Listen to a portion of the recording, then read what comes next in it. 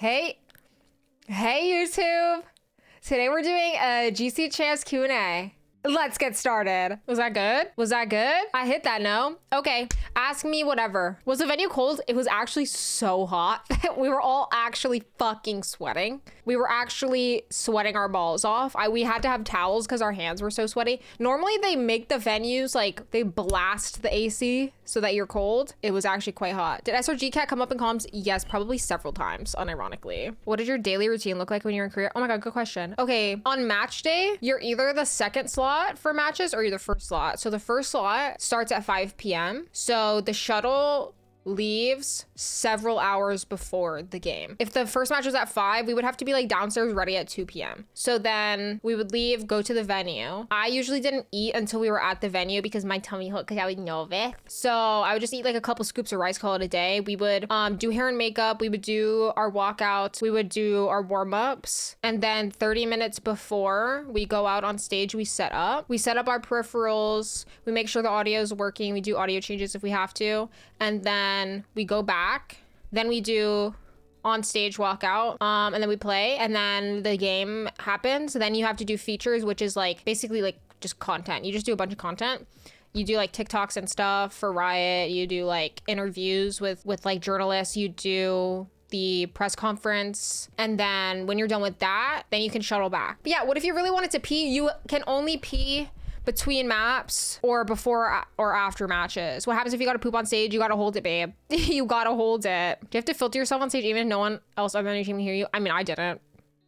I didn't. I was saying whatever was on my mind, really. Because like the stuff that they show after rounds, like when you win rounds and they do the replay and they show your comms, they listen to it before they put it out. Like if you're saying 17 cuss words, they're not gonna play it. So that's why it's good to like just not even think about it and just be yourself, because if you say something funny and like there's no cuss words in it or something, they're gonna play it. How do you deal with burnout? Like as a person who usually gets on 2 to 3 hours a day, constantly feels so shit. It's hard to say how I deal with burnout because this year was a real burnout ass year, and 90% of the time I just had to power through, which is really not the way that you should deal with burnout. I try to take breaks as much as possible, but like there are times where we're like grind mode, and in those times FEs will also give us like a ranked quota that we will have to hit. So like we'll do like 4 to 5 scrims a day, 2 hours server time before, then we'll have to play 5 ranked games after prac, and it's like that's just the reality of it. Like you just have to do it. But taking the time in the free time that you do have and using it to like actually relax and chill is kind of the key part of it. If you're burnt out like playing ranked, just playing casually, I would say just give yourself a few days off and come back. And I swear after like 1 day of not playing, you're gonna be like, oh, I miss playing Valorant, and then you're just automatically gonna feel refreshed, to be honest. Aside from your mom, what other team jersey did you love the look of? I love the KC jerseys, I'm not gonna lie. I love the KC, like the maroon jerseys and the pink jerseys. I love those. Are you able to explain the split comp? Okay, the main reason we play a comp like that and not like a typical double duelist comp, which is meta on split right now, is because we don't have the roles really to play double duelist, or it's not like inherently comfortable. So like for example, if we were to play a double duelist comp, it would be Sarah flexing to the second duelist most likely. But that would mean that first of all, Sarah is most comfortable on initiator, right? So she would be off of her comfort agent, and then I would have to flex to a scan, which isn't to my comfort either. I can play Fade. I'm usually not comfortable on Sova. I'm not really a Sova player. So that would mean 2 out of 5 of us would be on non-comfort agents. And typically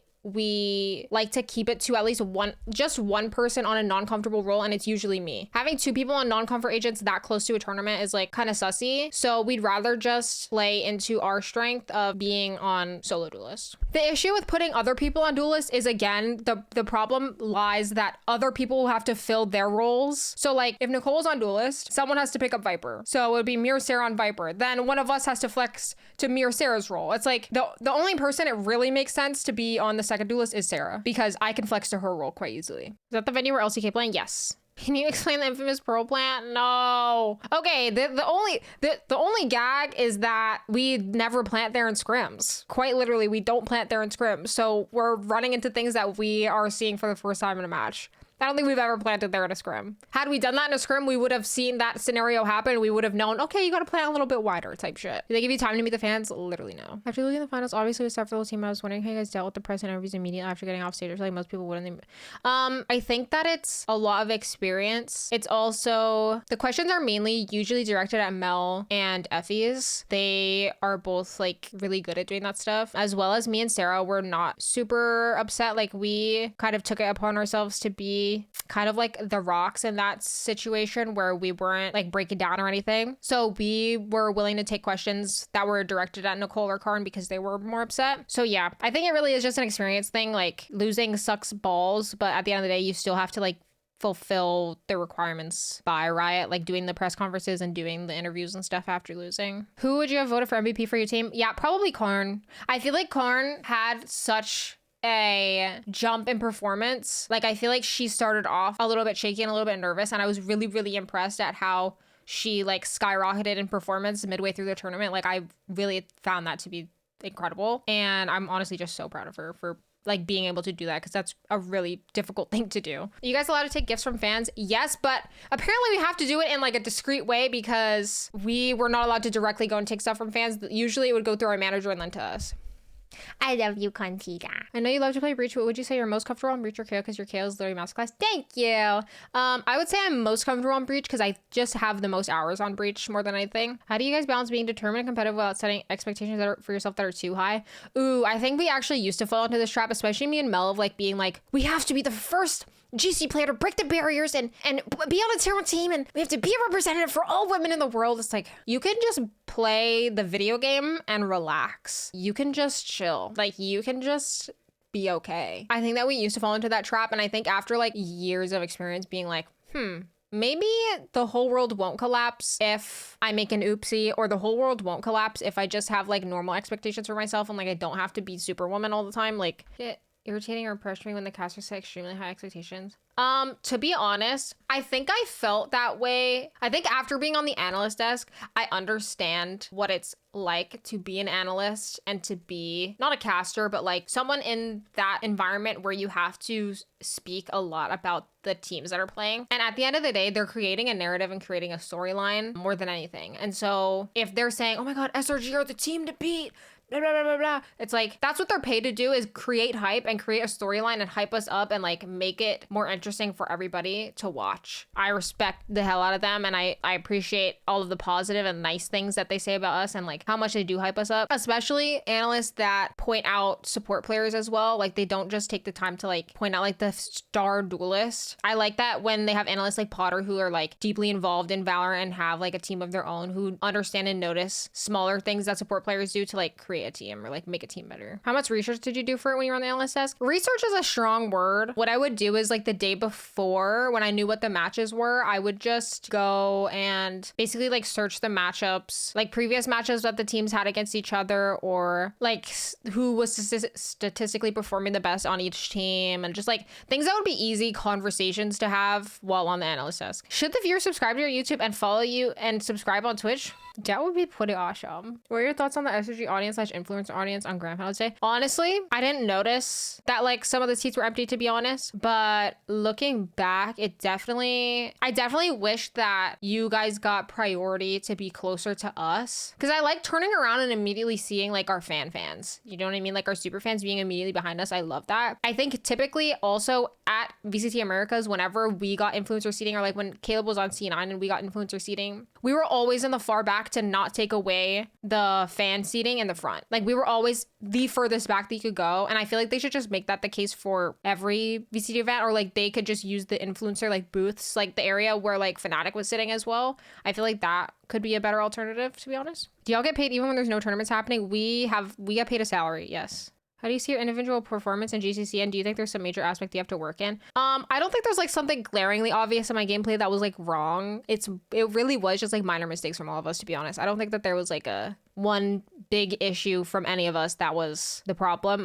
I don't think in myself. I could have shot my gut a little better, but I always can. You know what I mean? What about when you punch clean through the monitor and cause an hour tech pause? Sorry, I was really mad. That's on me. Nicotine use on stage. Guys, we cannot use nicotine on stage. We cannot use nicotine on stage. We can use nicotine between maps, but not on stage. When's the next podcast episode? Me and Mel are going to film on Monday. How chungus are you on a scale from 1 to 10? Probably a 10. Moose is pregnant. By the way, has he told you or did I spoil it? Is it mine or no? Women in esports for my unit yesterday. Apparently this year's GC viewership. What are your thoughts on that? Genuinely, I really think the lower viewership is entirely based on the time zone and the time that the games were streamed. I feel like a huge portion of GC viewership is EU and NA, and as well as Brazil and LATAM, which is like the same time zone as NA, and the games were quite literally at 2 and 3 a.m. I really think the lack of viewership, or like just the lower viewership, was just because this year it was in Korea and the time zone was fucking crazy. I don't think it has anything to do with like interest or like people not wanting to watch GC. I really do think it's like fully the time zone. Did you guys VOD review the finals? Fuck no. That's like, we need at least 16 business months before we can watch that shit. 4 America's teams in Final Four having to wake up at fuck ass o'clock. No, yeah, literally think about it. The top 4 teams were all Americas, and all the Americas fans would have to wake up at quite literally 2 a.m. So, do you think GC should allow more slots for teams to compete? Yeah, I do. Where would you want GC next year if you could choose? If I could choose, I would choose New York, but it's not going to be in New York because there's not a Riot Studio here. Your favorite moment from GC? Getting to hang out with Contita. If I had to pick one moment though, I think the lower finals was really hype actually. I thought that game was a really, really fun match. And unironically, I feel like not a highlight, but like losing sucks, but it also makes you so much closer to your team, and experiencing that together and being able to be there for your teammates and have them be there for you, I feel like is actually an underrated experience. Even though it feels like shit, it's nice to know that you're like connected to 4 other people and you're all experiencing the same thing. You know what I mean? Did you expect TLV to be your opponent in finals beforehand? Yeah, we did. We pretty much knew we would be playing them. Favorite GC player? Tied full ways. Contita, Mawanji, Noya, and Sewa Flags. Did you fly first class? Okay, on the way there, I did upgrade myself. But on the way back, I felt I did not deserve it. Did winning for the past 2 years take away some of the negative emotions after losing this year? In a certain way, yes. Like, obviously, we still wanted to win and get our 3P and, like, right? Like, that was the goal. And also, it was worse because we really wanted to win for Karn and she hasn't won yet. But, like, for the rest of the team, I feel like we have proven ourselves. Like, this wasn't, like, an event where we were looking to prove ourselves. Like, challengers, I feel like we have that sort of hunger of, like, trying to prove ourselves. But in GC, I feel like we kind of have a legacy being written in a sense, and we don't need to prove ourselves, if that makes sense. So it's like, yes, it sucked to lose, but also we know that we're good. Do you know what I mean? I really loved how both teams hugged after the game. We love Liquid. Like, we have always loved Liquid. We've always had such a good relationship with them. And so it's like, even though it sucked to lose, I really loved seeing them win at the same time. Like, I really feel like they have been grinding and they really deserve to win, to be honest. Do you blame Ludwig for the loss? I don't not blame him. He definitely had something to do with it. Also gagging my coach during tech check when we do like, so for finals, we have to go earlier because we have to do like basically a dry run of the walkout and like the winning moment or the losing moment, so you know where to go. During our like winning moment, like tech check, where we were like pretending to lift the trophy, Loic fucking touched the trophy. You're not supposed to touch the trophy. He touched the trophy. He fucked us. We saw him touch it because we were all like hovering, like pretending to touch it, right? He touched it, we went, no! And that's why we lost. Because why the fuck did he do that? Double map ban, having perma ban is a lot. I never realized how fucked it is coming from lowers and how much of an advantage it is coming from uppers until I really came from lowers and experienced that, to be honest. It is horrible coming from lowers. Do you think that would be one change you could go back and make a person that gave different understanding of the lower bracket run? There's nothing that we could have done differently in that sense. Like, we actually had a really good veto. If we had one pro, we would have won. I think that they actually kind of scuffed their own map picks. Like, they actually made it quite good for us. That was like the best order of maps that we could have gotten because Split was last. How to find e-girl? Maybe not here. Maybe elsewhere. Maybe Go outside, maybe touch grass. Maybe hop in a Swift play. Maybe not here though. Or something you want to do in Korea that you didn't get to. I wanted to go to the Seoul Tower, but we didn't get to do that. I kind of wanted to like do some more sightseeing in general. We really only had like a day and a half to do sightseeing from the whole time we were there. Do you feel pressure to be nicer on stage because you guys are like the face of GC? I don't feel pressure to be nicer. I feel like I'm pretty naturally kind of nice. And also it's really easy to be nice when like everyone that goes to like the GC International is so kind and so sweet. Like there's no one that I there's no one that I dislike that like I would feel the need to be mean to. Like I feel like I love every player that ends up at GC Champs. Like everyone is so nice. So like I don't feel pressure. I feel like a lot of people come up to me and like say really nice things and like say I'm an inspiration to them, and it's like it's hard for me to even like believe that or have a conversation with them where I'm like, no, you're my inspo. What rookie surprised you the most in GCC? Who's the girl from Crew? Monch? Was she a rookie? That was her first champs, wasn't it? She was fucking insane. She was really, really, really good. I was really impressed by her. How do you think the patch turned out different for teams with different amounts of time to prepare? I honestly don't think the patch was as detrimental as I think we thought it was going to be. The first week was a little scary because all of my agents got nerfed essentially, and like figuring out what was going to be meta is really nerve-wracking for the first week. But I think once we got the hang of it, it was more seamless than I think we thought it was going to be honest. I don't think the amount of time that each team had made a huge effect, but maybe teams from, I think EMEA was the last team to qual. I think that maybe they would have a different opinion on it. I'm not sure. You think jet lag when you first arrived to Korea affected your performance at GCC? No, because we boot camped so early. We were already completely adjusted by the time the actual event started. Favorite hairstyle from GCC? I think the braids with the 2 curls in front. I think that was my favorite. Your favorite GCC team apart from SRG? Probably Liquid, honestly. They're awesome. How did you guys lose? Because I really can't imagine you guys losing. Well, you better imagine it, buddy, because it happened. We are losers. How does it feel to be a fucking loser? Good ass question, bro. How does it feel to be a fucking bum ass fucking loser bum piece of shit? Feels good. Feels great, actually. How did you lose, Alexis? You know, honestly, my tummy hurt that day, so like honestly, it wasn't a great day for me. Wasn't a great day for me. I had a tummy ache. You lost because of tummy ache? Yeah. Yeah, I have IBS. How's your life changed since being on the Forbes 30 under 30? My quality of life has gone up since being on the Forbes 30 under 30. It feels good. It feels great, actually. I don't have a LinkedIn profile. Should I make one? Wait, am I getting fired? Do you guys know something that I don't? Should I make a LinkedIn profile? Guys, what's going on? I'm scared now. How to get a riot gun, buddy? You have to DM at Melange on Twitter, and then just send her your riot ID, and then she'll put one in your account. You just have to DM her on Twitter. What do you want to improve until next year? I think I want to improve my overall read on the game. I think I could have helped Mel more with like understanding the win cons that we're playing against and how to abuse certain comps. I feel like I could have helped her a lot in that area. Who are you most impressed by during the tournament? Dodo Nut, Serafrags, Melange, and Noya Val. GC is a tier 2 level and needs to happen to get the gameplay to tier 1. Ooh, that's a good question. Honestly, I think it's hard to get GC to a tier 1 level when there's so few teams. Like, for example, I feel like in tier 1, there's a lot of teams that can be in contention with one another.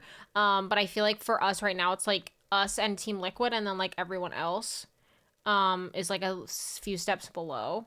And so I think for a while, it will kind of be us and Team Liquid competing against one another. Whereas in tier 1, I feel like there's a lot of teams with a lot of different playstyles who all compete against each other, and they're all capable of beating one another, if that makes sense.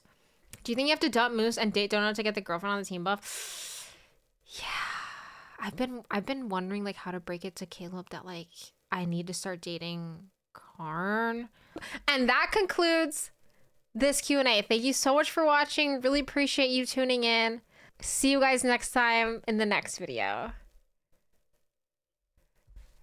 And scene. Yo, I actually can't stand y'all type shit. No, I'm just kidding.